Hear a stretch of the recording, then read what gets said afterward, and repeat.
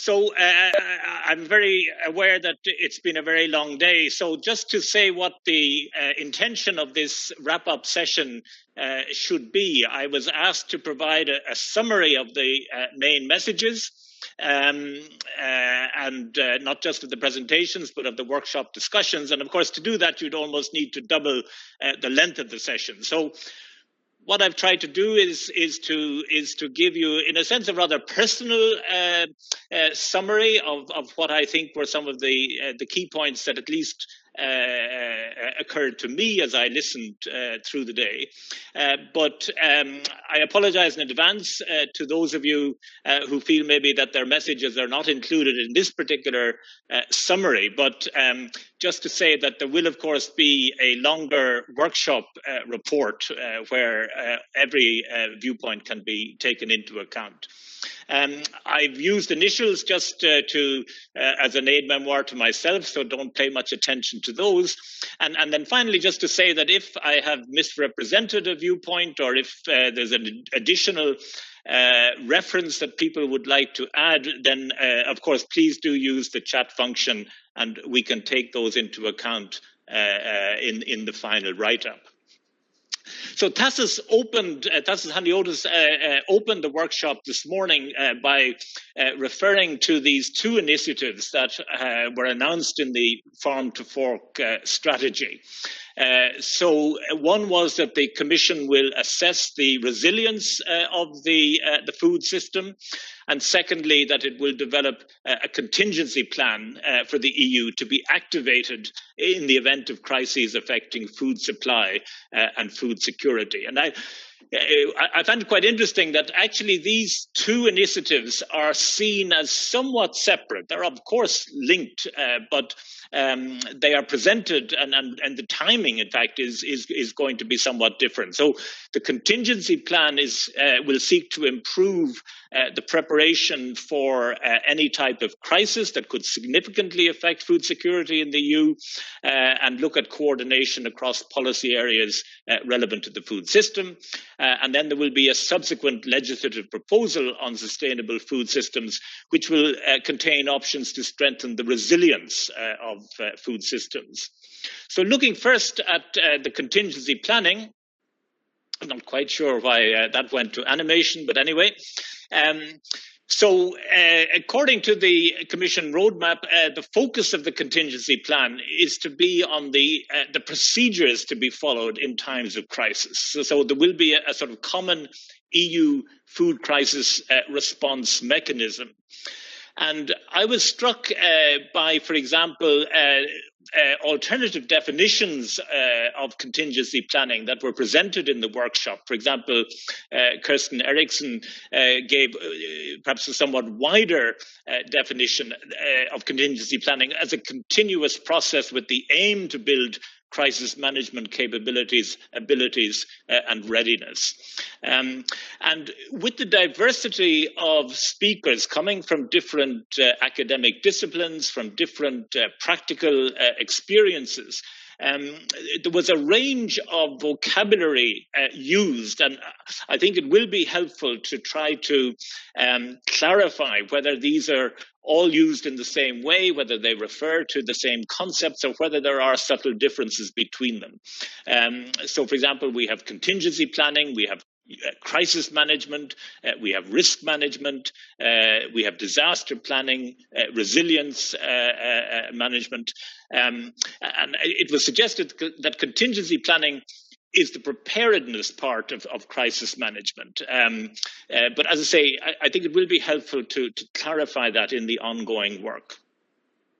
Now, there were obviously a number of common elements and points across many of the speakers. I've just highlighted them here. All crises are different. Crises can be both anticipated but often unanticipated. They require urgent responses, not least to avoid the crisis escalating. Usually the responses are made under conditions of deep uncertainty, and many speakers emphasize the value of learning from previous crises and trying to understand good practice. Coming back to this point that contingency planning and developing the resilience of the food system are seen as perhaps somewhat separate initiatives in the farm to fork strategy. The issue of kind of clarifying the boundaries between them, I think, arose in a number of the presentations. So, first of all, defining what is a crisis. So, from the risk management literature that Jesus Anton presented to us in the first session this morning, you have this idea of different risk layers. So where the crisis is refers to risks that farmers themselves or the food actors themselves cannot manage or cannot be spread through market mechanisms. So these are the catastrophic risks. And I suppose the question that came through in one or two presentations is, how do we recognize these crises? I think Tassis's view was that you recognize a crisis when it hits you, and it's pretty obvious. But there were other views that perhaps we do need to define what we will mean by a crisis as to when certain types of action should be taken. Do we need trigger points? Given the EU context, are we referring to crises which occur across a number of member states, or just affect perhaps an individual member state? Is the focus on food or agriculture? Clearly, we're talking about contingency planning to ensure food supplies and food security. So food is clearly there, and agriculture and shocks to agriculture production can have, of course, an impact on food supply. But I think what came through in a number of the presentations was that in contingency planning, are we putting most of the focus on the supply disruptions that need to be addressed to ensure continuation of supply? Or are we looking more at, not more, but in addition, are we looking at the importance of protecting incomes? And both Seth Meyer, for example, but also Jesus Anton presented evidence of the importance of the financial transfers to farmers during the COVID crisis, for example. It seemed to me there was a time dimension in terms of the balance between contingency planning and building resilience in food systems, and the extent to which, as part of contingency planning, we are not just emphasizing preparing for crises, but also trying to reduce and prevent them. We had one or two very interesting case studies, for example, on the animal disease issue, which raised for me a question whether we can pursue contingency planning for specific risks, or indeed specific supply chains, which Andrew Morgan emphasized in his presentation. You don't have necessarily one size fitting all. And very often these specific areas demand very detailed and specific knowledge and experience, for example, in the animal disease area. And how does planning for these specific risks relate to the overall sort of planning at EU level that is envisaged in this initiative?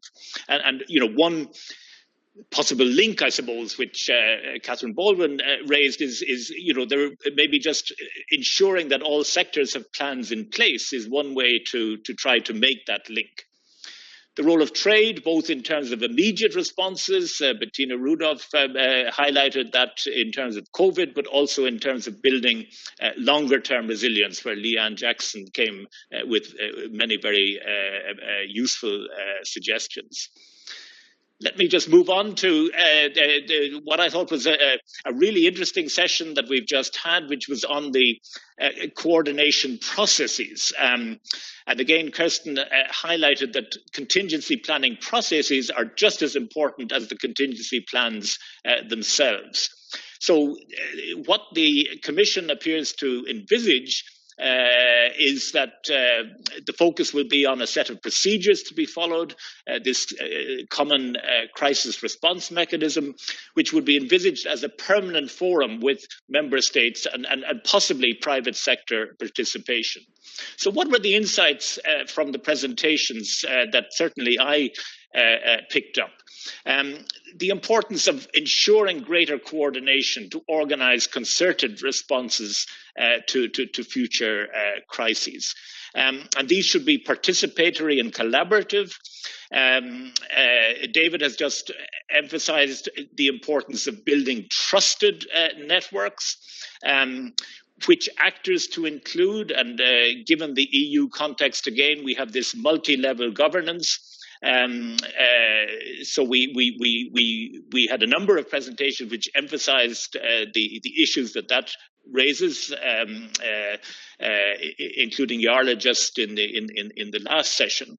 But I think multi-level governance is not only between the EU level and member states, but it also, I think, needs to embrace regional governments, cities, and so on. So how to include all of these actors and how to assign responsibilities seem to me to be important questions.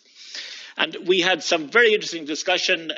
Fabian, you highlighted it again yourself just a moment ago on this question of, communicating to the public. So managing, immediate public fears that might arise in a food crisis to avoid hoarding, to address issues to do with fake news, misinformation, and so on social media.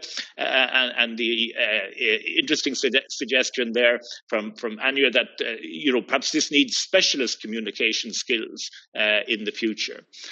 And there were some references also to the resources and to the budget that you might need for contingency planning. So both the scenario planning itself, but also maybe training simulations and so on that clearly need to be teased out. Just 3 points in terms of that occurred to me in terms of the preparations that might be needed. First of all, many of the presentations emphasized the importance of being aware and trying to envisage the threats that the food system might face. And I think there was a lot of interest in the information that Seth Meyer told us about the US executive order and the precedents that could have for the EU. Clearly following up on that will be really interesting. We do need, obviously, risk assessment systems, the potential for using foresight techniques, the importance of learning lessons from previous crises and taking into account that increasingly crises are transboundary and parts of sort of complex systems. Once we have sort of envisaged the threats, we need obviously to evaluate the vulnerabilities. There were examples given, for example, dependency on critical ingredients.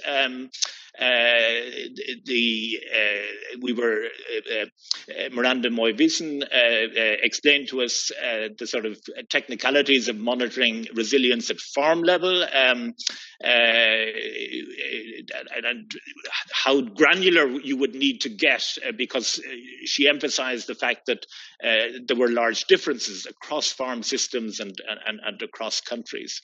And Jesus Anton then also highlighted sort of key principles, diversification, reasonable redundancies, modularity.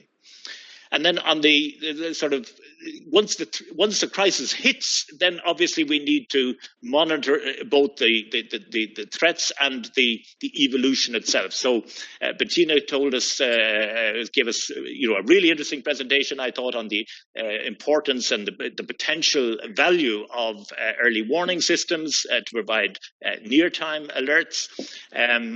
Seth Meyer emphasized the role in the US of market information systems, looking at price developments across the food chain.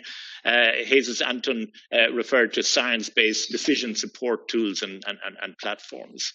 And then finally, what tools might be needed. We didn't, that wasn't, I don't think, the focus of this workshop, but nonetheless in the discussions there were references made, and I've just put a note of them here. So for example, in terms of the agricultural production side, there was reference to market intervention, strategic stocks, risk management instruments, making production more resilient.